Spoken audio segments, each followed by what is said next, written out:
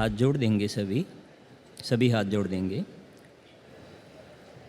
ओम जय जय जय नमोस्तु नमोस्तु नमोस्तु नमो अरिहंताणं, नमो सिद्धाणं, नमो आयर्याणं, नमो वच्छायाणं, नमो लोये सवसाहुणं,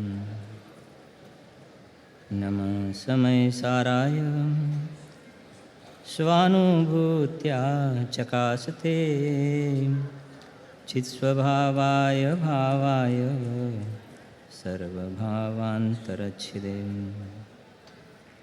वन्दितु सर्वसिद्धे ध्रुवमचलमणोवमं गतिं पत्ते वोच्छामि समय पाहुडे नमः सुखकेवली वनिदम्। भरत क्षेत्र के समर्थ आचार्य भगवान कुंदकुंद आचार्य देव द्वारा रचित ग्रंथादिराज समय सार में सुबह में हमारे जैसे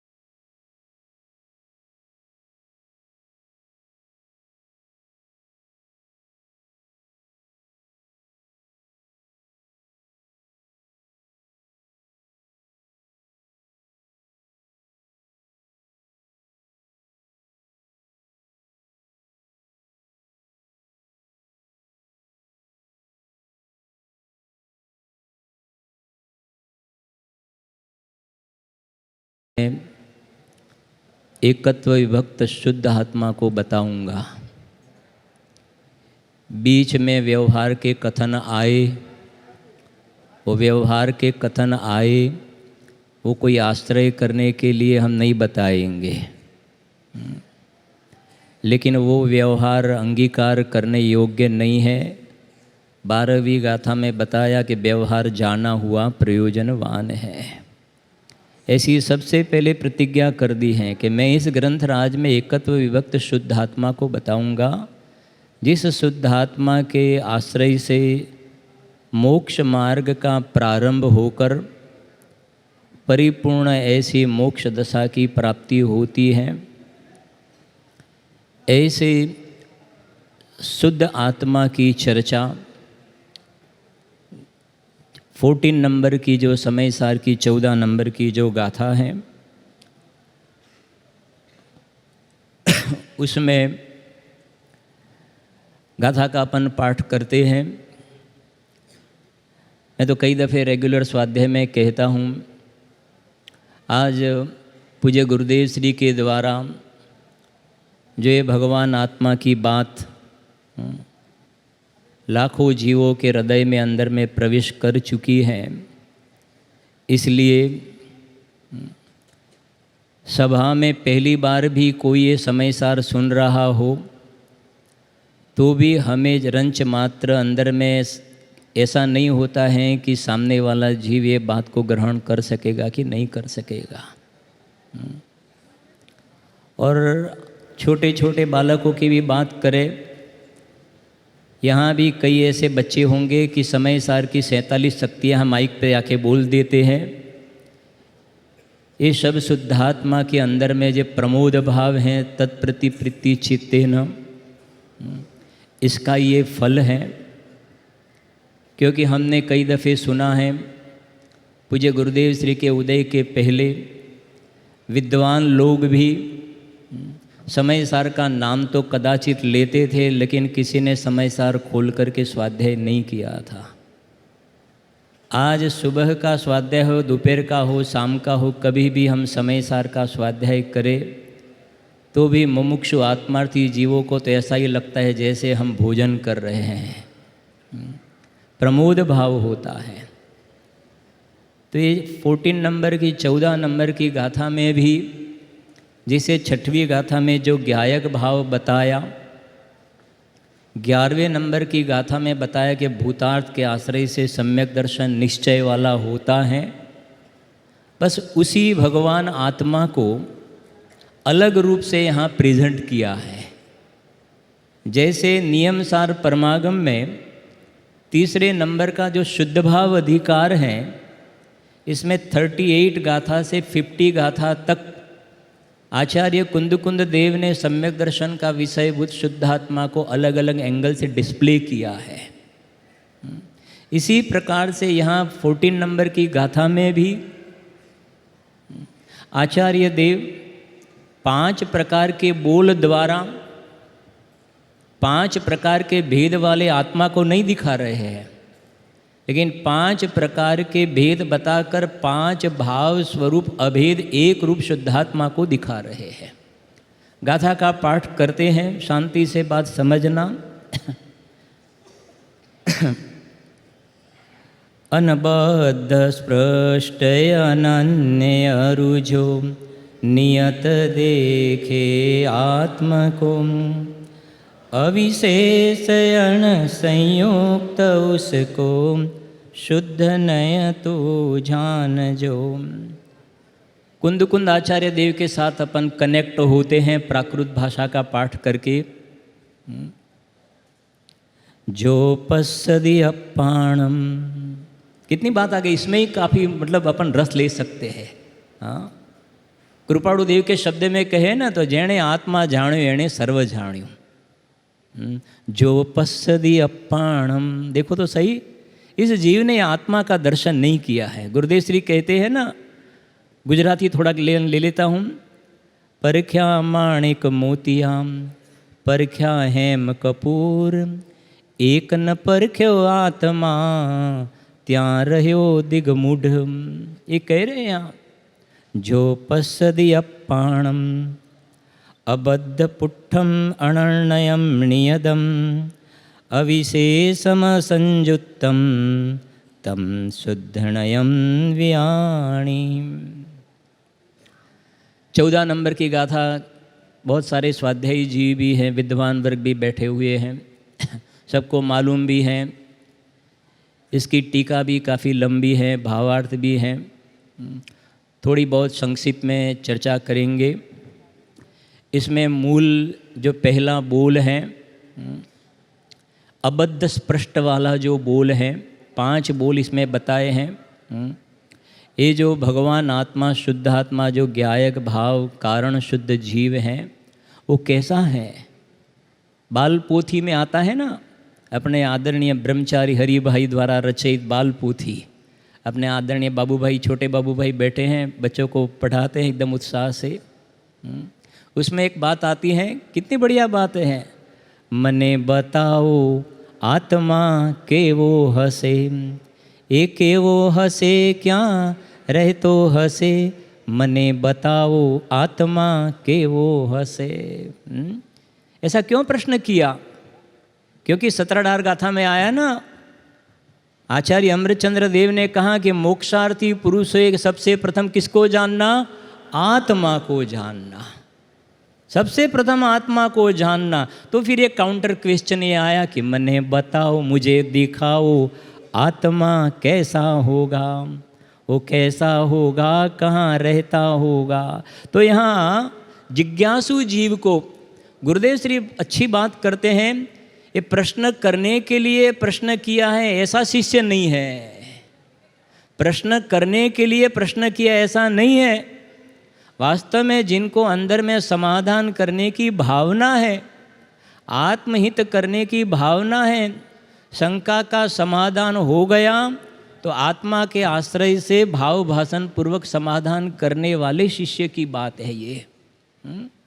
तो यहाँ श्री गुरु बताते हैं कि आत्मा कैसा है, तो 5 बोल द्वारा दिखाया है। अबद्ध स्पृष्ट, अनन्य, अविशेष। बताएं, अबद्ध स्पृष्ट, अनन्य, नियत, अविशेष, अणसंयुक्त, ये 5 भाव स्वरूप जो एक रूप जो ज्ञायक भाव है वो सम्यक दर्शन का विषय है। ये गाथा सम्यक दर्शन की गाथा है। गुरुदेव श्री ने सुबह में काफ़ी चर्चा भी आई ना स्वाध्याय में। जैसे 11वें नंबर की गाथा जैन दर्शन का प्राण बताया ना, सम्यक दर्शन की गाथा, ये गाथा भी सम्यक दर्शन की गाथा है। क्योंकि सम्यक दर्शन जिसके आश्रय से होता है ना, वो शुद्ध आत्म तत्व का यहाँ स्वरूप बताया है। तो उसमें सबसे पहले नंबर में जो अबद्ध स्पृष्ट की बात आई है ना, तो उसकी अपन थोड़ी चर्चा करते हैं। जो दृष्टांत दिया है अमृतचंद्र आचार्य देव ने, जल में डूबा हुआ कमलिनी पत्र का दृष्टांत दिया है। शांति से समझना, बहुत गंभीर बात है।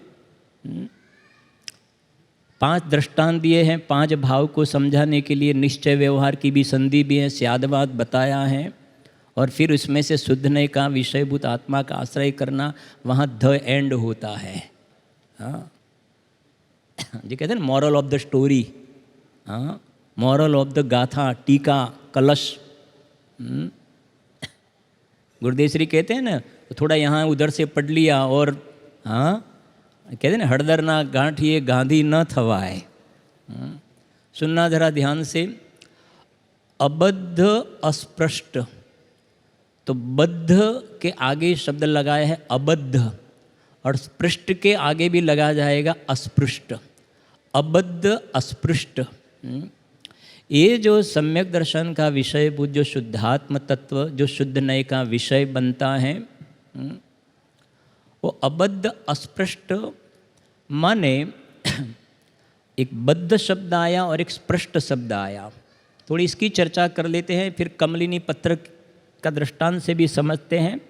उतने में अपना पूरा काफ़ी क्लियर भी हो जाएगा। जो बद्ध शब्द आया, जो पहले नंबर का बोल, इसमें ये जो आत्मा है वो 8 कर्मों से बंधा हुआ। बद्ध शब्द है ना, जो पहले नंबर का बोल है, वो भाव कर्म वाला बोल नहीं है, समझना। वो तो 5वें नंबर में आएगा। ये जो पहले नंबर का बोल है, ये आत्मा कर्मों से बंधा हुआ नहीं है और स्पर्शित नहीं है। 2 शब्द हैं। 8 कर्म जो हैं द्रव्य कर्म, उससे ये भगवान आत्मा बंधा हुआ नहीं है, और दूसरा शब्द है स्पर्शित नहीं है। तो उसमें स्पर्श का अर्थ ये है, समझना, ये आत्मा के साथ एक क्षेत्र अवगाह संबंध में 8 कर्म भी है और कर्म रूप होने योग्य परमाणु हैं, जिसे शास्त्र की भाषा में गोमठ सार में विस्रसोपचय नाम के परमाणु बताए। जो कर्म रूप होने की योग्यता वाले परमाणु हैं, तो उसके लिए पूज्य गुरुदेव श्री ने सब काफ़ी स्पष्ट किया है इन सब बातें को। उसके लिए स्पर्श शब्द आया। बद्ध और स्पर्श जो 2 शब्द आया ना, आचार्य देव ने ऐसे नहीं लिखा है कि वो गाथा में कोई शब्द गाथा का प्रास बिठाने के लिए स्पष्ट लिख दिया, ऐसा नहीं है। बद्ध का भी वाच्य है और स्पष्ट का भी वाच्य है। बद्ध का वाच्य है 8 कर्मों से बंधा, और स्पष्ट का वाच्य है कि कर्म रूप होने योग्य परमाणु, कर्म रूप नहीं, कर्म रूप होने योग्य परमाणु भी आत्मा के साथ एक क्षेत्रावगाह में बंधे हुए हैं।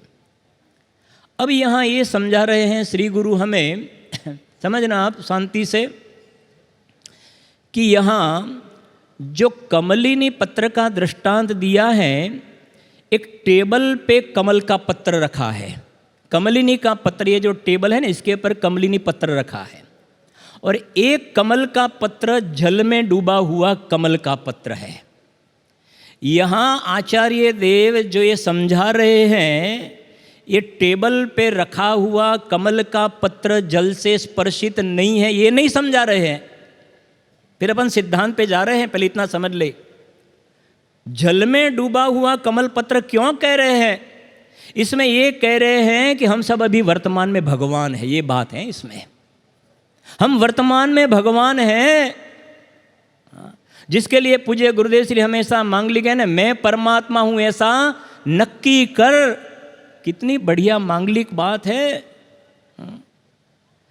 मुझे परमात्मा होना है ऐसा कहाँ कहा? गुरुदेव श्री कहते हैं, हाँ, मारे परमेश्वर थऊ से भी मोड़ी पातड़ी बात नहीं करवी। मुझे परमेश्वर बनना है ऐसी ढीली ढीली बातें मत करना। 38 गाथा का आधार भी है ना, मुट्ठी में रखा हुआ सोने को भूल गया है ना। मुट्ठी में सोना तो था भाई, अक्षय भाई, मुट्ठी में सोना तो था, जीव भूल गया था। इसी प्रकार से अनादि से ये जीव आत्मा माने तो भी भगवान है, वर्तमान में नहीं माने तो भी परमात्मा है। माने तो शाबाश, नहीं माने तो इस संसार में परिभ्रमण कर रहा है और आगे परिभ्रमण करेगा। परमार्थ वचनिका में लिखा, माने तो शाबाश। कृपालु देव ने एक बात लिखी, बहुत अच्छा, कितनी बातें करेंगे अपन, बहुत अच्छी बात है। अनंत काल थी आथड़ियो, आथड़ियो माने समझ में आती है भाई राजकुमार जी, हाँ भाई अजीत जी, अलवर जी, हाँ। आथड़ियो माने क्या है? एक गति से दूसरी गति में रखड़ पट्टी करता है। नरक में, निगोद में, एक इंद्रिय, दो इंद्रिय में, जो पहली ढाल में बताया ना, 4 गति के दुख क्यों परिभ्रमण करता है? मुझे परमेश्वर बनना है इसलिए नहीं, मैं वर्तमान में परमेश्वर हूं ऐसा स्वसंवेदन पूर्वक निर्णय नहीं किया इसलिए। दृष्टि के निधान में गुरुदेव श्री का एक बोल है भाई हितू भाई, उपाड़ मूड़माथी आवो जोइए। हाँ, सब गुजराती भाई तो बोलेंगे, इतना हिंदी में भी आप बोलेंगे थोड़ा तो मुझे बहुत अच्छा लगेगा। उपाड़ माने आप हिंदी में उठाव मूल में से आना चाहिए, उठाव मूल में से। हाँ, साथ में बोलेंगे ना इतना गुजराती थोड़ा। हाँ, उपाड़ मूड़माथी आवो जोइए, सब साथ में बोले थोड़ा इतना। हाँ, फिर से बोले जरा। व्यवहार की ढीली ढीली बातें मत करना।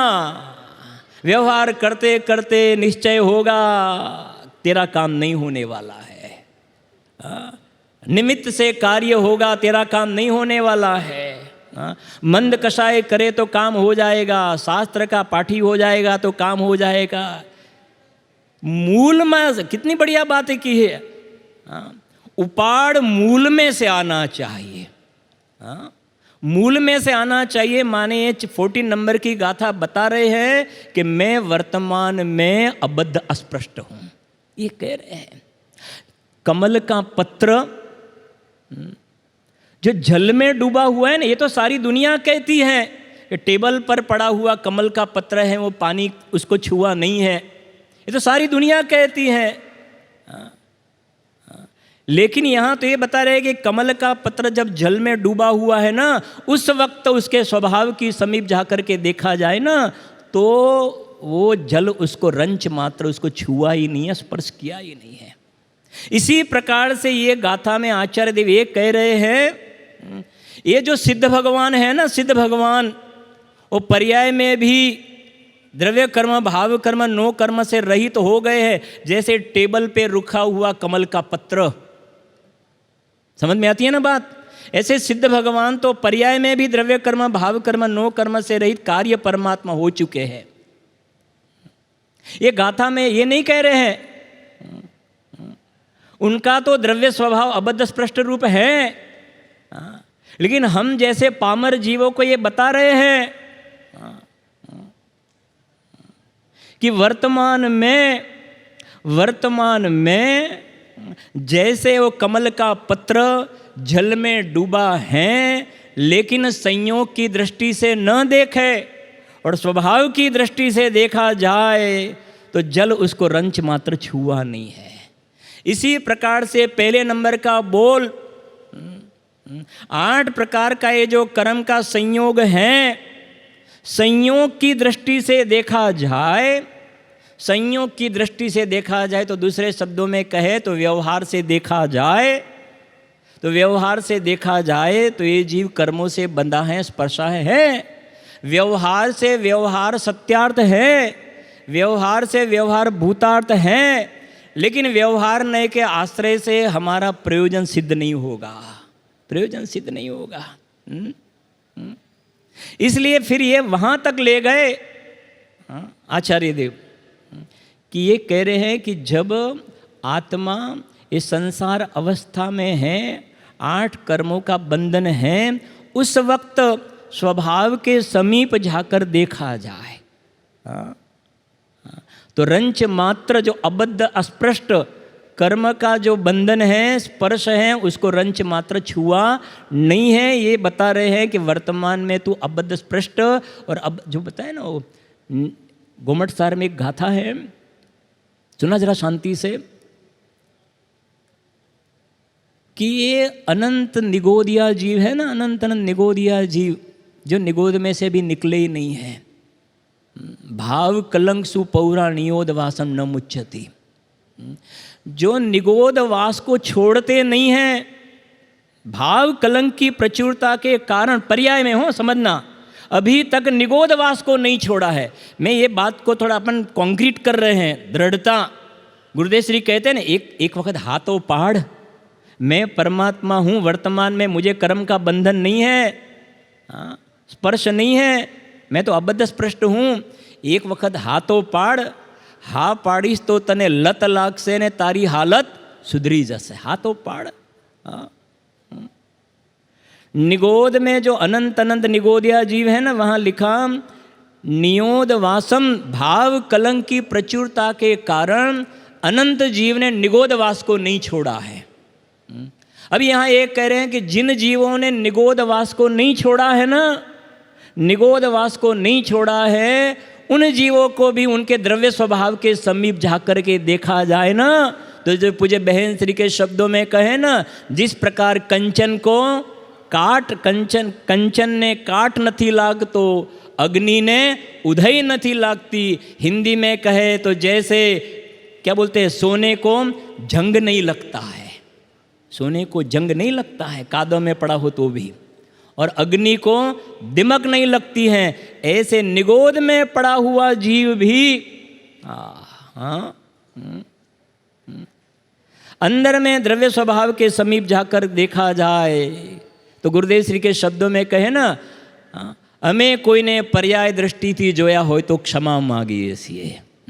अब देखे तो थोड़ी समझे, गुरुदेव श्री ये कहते पर्याय तो द्रव्य गुण पर्याय, और ये तो कर्म वाली बात, तो असद्भूत व्यवहार दूर चले गए अपन। हमारे गुरुदेव श्री ये कह रहे हैं कि हमने किसी को पर्याय की दृष्टि से देखा हो ना तो क्षमा मांगते हैं। तो ये जो निगोद में जीव है ना, एक श्वास में 18 बार जन्म मरण करने वाले, उनको भी द्रव्य स्वभाव से समीप जा कर के देखे ना तो वो भी वर्तमान में परमात्मा स्वरूप ही है। उसी का नाम ये कह रहे हैं कि मैं परमात्मा हूँ ऐसा नक्की कर। और गुरुदेव श्री कहते हैं, समझना, इसमें अबद्ध अस्पृष्ट शब्द आया ना, अबद्ध स्पृष्ट, तो अबद्ध स्पृष्ट वो नास्तिवाचक है। और एक बात अपन कर रहे हैं, अबद्ध स्पृष्ट है ना, बंधा हुआ नहीं है, स्पर्शा हुआ नहीं है, वो तो नास्ति से कथन आया, अस्थि से कथन किया, कर्मों से बंधन नहीं है, स्पर्श नहीं है, उसका मतलब वर्तमान में मैं, समझना, जो सिद्ध भगवान कर्म बंधन से रहित हो गए ना, तो अपन बोलते हैं कि उनका मोक्ष हो गया। क्या हो गया? मोक्ष हो गया। शांति से समझना, मोक्ष हो गया। अपना 5वें दिन हो गया ना 25 को, कौन सा कल्याणक? मोक्ष कल्याणक होगा ना, बराबर है ना, मोक्ष कल्याणक का दिन आएगा ना, आदिनाथ भगवान का मोक्ष कल्याणक, वो तो पर्याय में मुक्त दशा की बात है। ये गाथा हमें ये बता रही है ना, अबद्ध अस्पृष्ट माने मैं वर्तमान में मुक्त स्वरूप हूं, मैं वर्तमान में कल्याण स्वरूप हूं, मोक्ष स्वरूप हूं, जिसके लिए कृपाणु देव ने कहा, श्रीमद जी ने, आत्मानो मोक्ष थतो નથી। શું કહ્યું? આત્માનો મોક્ષ નથી થતો, આત્મા મુક્ત સ્વરૂપ છે, મોક્ષ સ્વરૂપ છે એવું સમજાય છે। समय सार की 320 नंबर की गाथा, जैसे नाचार्य देव की टीका। शक्ति रूप मोक्ष और व्यक्ति रूप मोक्ष, समझ में आती है ना बात। ये अबद्ध स्पृष्ट का अपन थोड़ा एनालिसिस कर रहे हैं, अस्थि वाला। शक्ति रूप मोक्ष और व्यक्ति रूप मोक्ष, तो ये जो बात है शक्ति रूप मोक्ष है। आत्मसिद्धि में एक गाथा आई है,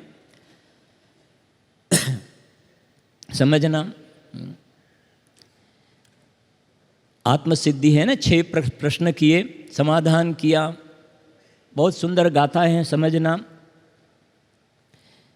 एज धर्म थी मोक्ष छे,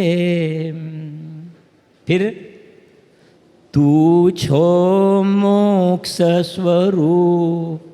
देखो तो सही, हाँ, कितनी बढ़िया बात कर दी। हाँ, गुरुदेव श्री ना शब्द में तो मर्दा पण उभा थई जाए।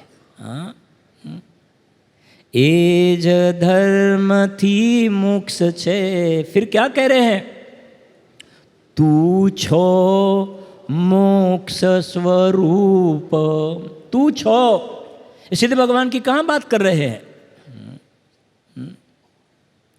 और आगे ज़्यादा क्लियर कर रहे हैं। विशेष क्या कहे? पूज्य गुरुदेव श्री ने श्रीमद् राजचंद्र जी की भी सच्ची पहचान गुरुदेव श्री ने कराई है वास्तव में। नहीं तो क्या है कि गुरुदेव श्री कहते हैं ना, जा में जितनी बुद्धि है उतनो दियो बताए, वहाँ को बुरो न मानिए और कहाँ से लाए। ऐसा ऐसा मीनिंग अलग अलग कर देंगे लेकिन एक गंभीर क्या भाव है इसके, सुनना जरा। एज धर्म थी मोक्ष छे, तू छो मोक्ष स्वरूप। अनंत दर्शन ज्ञान तू अव्याबाध स्वरूप। केवल ज्ञान कल्याणक के दिन भगवान को अनंत चतुष्टय प्रगटेंगे। बराबर है ना, समझना शांति से। जिसमें अपन बोलते हैं ना, अंतर मुहूर्त में ही जिसने अनंत चतुष्टय धारा है। अंतर मुहूर्त में ही जिसने अनंत चतुष्टय धारा है। आया ना उसमें, तो अंतर मुहूर्त में जिन्होंने अनंत चतुष्टय धारा है, वो तो पर्याय वाली बात है। नियम सार पढ़ना। सहज चतुष्टय, स्वभाव अनंत चतुष्टय से सनाथ है भगवान आत्मा। अनाथ मुक्ति सुंदरी का नाथ है। तो श्रीमद जी यहाँ ये कह रहे हैं, जो लाइन कही ना, अनंत दर्शन ज्ञान तू अव्याबाद स्वरूप। अनंत दर्शन अनंत ज्ञान वर्तमान में तू वह स्वरूप है, माने उसका नाम है, तू वर्तमान में मोक्ष स्वरूप है।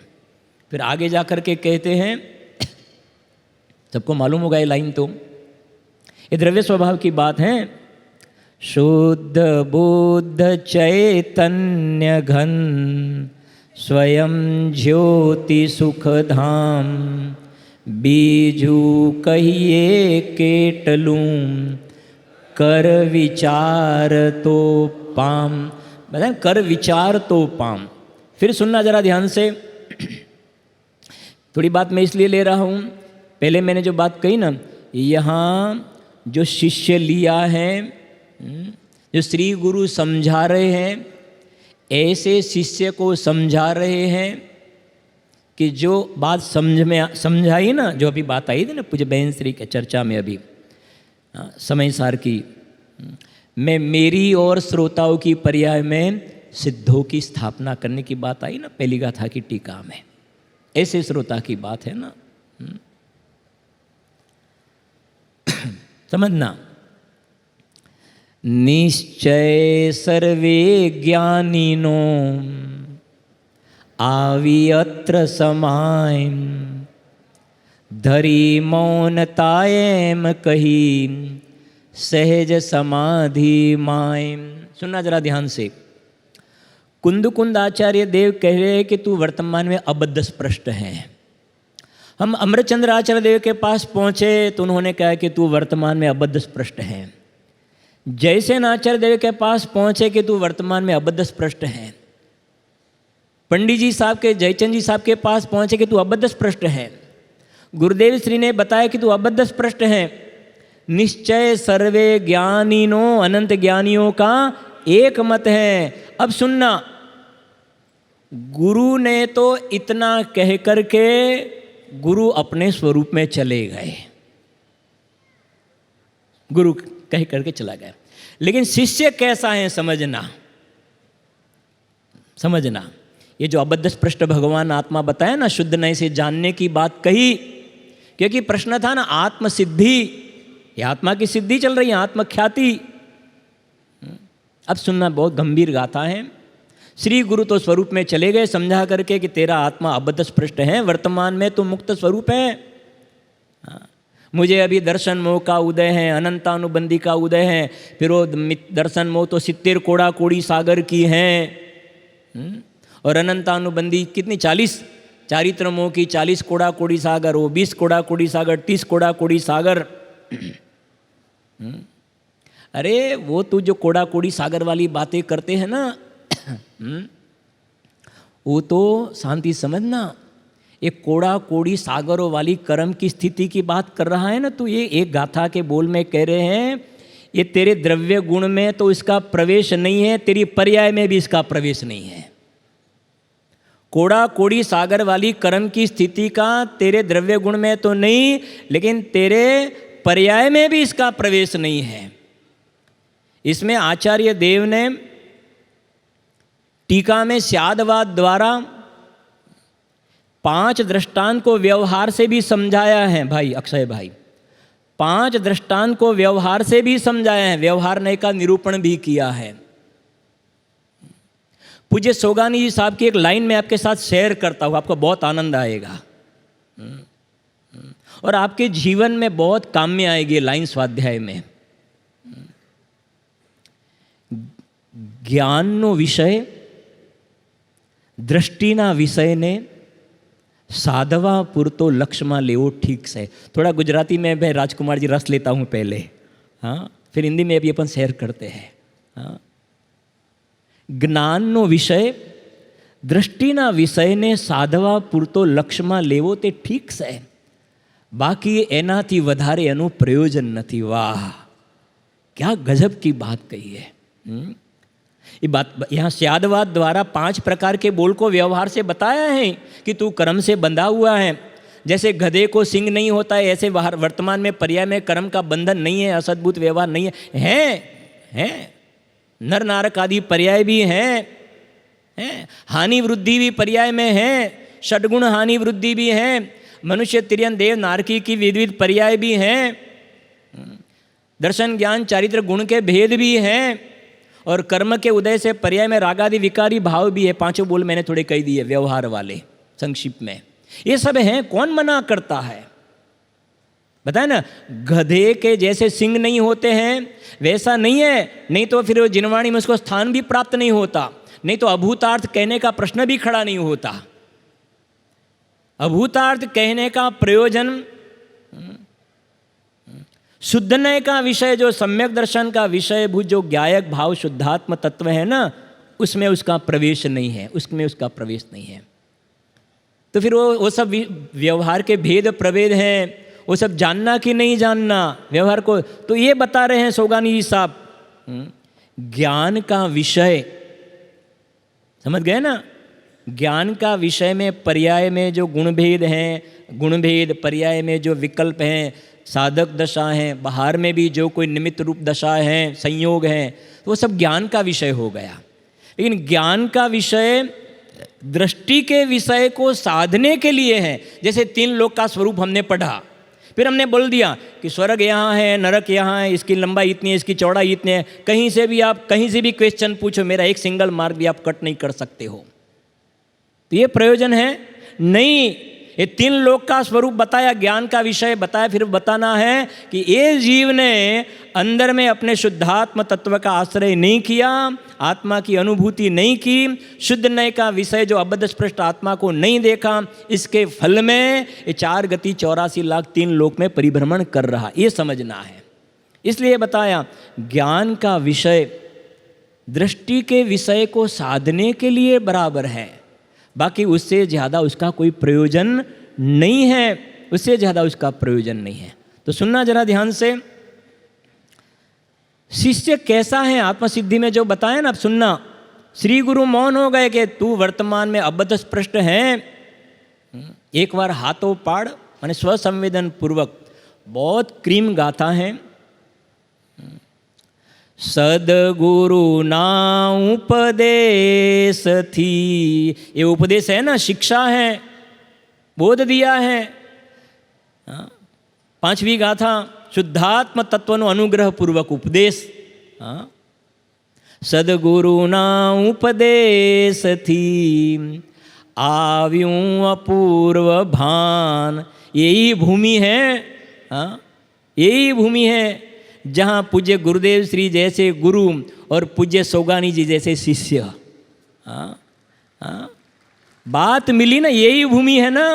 सदगुरु ना उपदेश थी, गुरुदेव श्री बोलते हैं कई दफे, अमे तो ये वखते गुजराती में कह્યું હતું અને સોગાનીજી સાહેબ આવીને બેઠા હતા, અમે તો ગુજરાતીમાં ખાલી કહ્યું હતું કે જ્ઞાન અને રાગ જુદા છે। જો देखो तो सही अंदर में तालावेली ज्ञान आत्मा ने राग जुदा से, गुजराती में कह્યું હતું, गुजराती में बोला था कि आत्मा और राग भिन्न है, लेकिन सोगानी जी साहब को अंदर में ये बात ऐसी बैठ गई कि यहाँ समिति के रूम में अंदर में बैठ गए और पूरी रात ये अबद्ध स्पष्ट भगवान आत्मा को देखने का अभ्यास किया और उनके जीवन में शुद्ध नय का उदय हो गया। और गुरुदेव श्री हमेशा कहते अमारा करता पहला मोक्ष जवावाड़ा से, અહીંયાથી ગયા છે સ્વર્ગલોકમાં, ત્યાંથી આવીને निर्ग्रंथ मुनि दीक्षा धारण કરીને मोक्ष जवावाड़ा से। अभी तो शुद्ध नय का उदय हुआ है और आगे समय साल में शुद्ध नय की पूर्णता का भी हो जाए, क्योंकि केवल ज्ञान होने के बाद में नयों की कोई उपयोगिता होने वाली नहीं है। मजा का है जैन शासन भाई, जैन शासन मजा का है, बाकी का शेष जीवन है ना, अगर बाहर में किसी जात की जरूरियात नहीं होवे, कृपालु देव हमेशा कहते हैं आजीविका के लिए भी अन्याय से संपन्न द्रव्य मत कमाना। और भी कहते हैं अगर रोटलानी व्यवस्था थई गई से तो पोटला सुकाम बांधो सो, क्या जसो मरीने नरक ने निगोद में। गुरुदेव श्री कितना वैराग से वर्णन करते, ऐसा हो जाए घड़ीक में कुछ पता नहीं चलेगा। इसके लिए तो बोलते हैं सुई में धागा, बस बिजली के झपकार एक काम कर लेना। सुनना, 2-3 मिनट है अपने पास। सदगुरु ना उपदेश थी, आव्યું अपूर्व भान, निज पद निज माही लह्यूं, मेरो धनी नाही दूर दिसंतर, निज पद निज माही लह्यूं, दूर थयूं अज्ञान। ऐसा है। भायंदर की एक घटना कह के मैं समाप्त करता हूँ। एक दफ़े भायंदर गया था, शिविर का प्रसंग था और लास्ट रेलवे स्टेशन पे आया जाने के समय, तो एक व्यक्ति एक डोल में बकेट में घड़ी का व्यापार करता है, ऐसी घड़ी का व्यापार।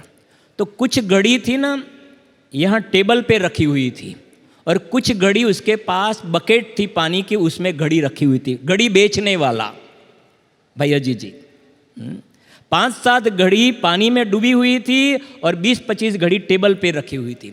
उसने पानी में घड़ी क्यों रखी होगी, क्यों रखी होगी पानी, वो क्या क्या बता रहा है, पानी में जो घड़ी रखी है वो क्या बता रहा है? हाँ, वो बेचने के लिए बैठा है। वो ये बता रहा है कि ये जो टेबल पे घड़ी रखी है ना, वो तो आप भी मानते हैं कि अंदर ये वाटर, इसमें पानी को स्पर्श नहीं किया है, लेकिन ये अंदर में जो बकेट में डोल में जो पानी है उसमें घड़ी अंदर में डूबी हुई है ना, हम ये बता रहे हैं कि पानी में डूबी हुई घड़ी है ना, वो वाटर प्रूफ है, पानी ने रंच मात्र स्पर्श नहीं किया है। इसी प्रकार जैसे पानी में डूबी हुई घड़ी पानी ने रंच मात्र स्पर्श नहीं किया है, स्पर्श करे तो घड़ी को जंग लग जाए। इसी प्रकार से इस संसार समुद्र में डूबा हुआ जीव, जैसे पानी में डूबी हुई घड़ी पानी रंच मात्र उसको स्पर्श नहीं किया है, इसी प्रकार से संसार समुद्र में डूबा हुआ जीव को भी ये रंच मात्र ये कर्म उसको स्पर्श किया नहीं है। वर्तमान में भी अंदर में जाग, बताया ना पूज्य बहन श्री के वचन, जाग तो जीव, पूरा करो मैं पूरा कर देता हूँ। जाग तो जीव उबो से ते क्या जाए। अरे एक वहाँ स्खलित होकर के एक समय की पर्याय में नहीं जाता है, राग में नहीं जाता है, फिर ये द्रव्य क्रम में 8 क्रम में चला जाए, ऐसा तेरा स्वरूप नहीं है। इस प्रकार ऐसी बहुत महत्वपूर्ण हमारा नियोग चल रहा है। गुरुदेव के शब्दों में कहे तो मेरू से भी ज़्यादा हमारा वर्तमान में पुण्य है, और मुझे पुण्य राशि फड़्यो हो गुरु कहान तू नाविक मड़्यो। जैसे सोगानी जी साहब को पुण्य मिला और सार्थक कर लिया, सभी आत्मार्थी जीव ये पुण्य का जो फल है उसका सदुपयोग करके पुण्य पाप से भिन्न अपने आत्मा की अनुभूति करके कृतकृत्य दशा को प्राप्त करे, ऐसी मंगल कामना।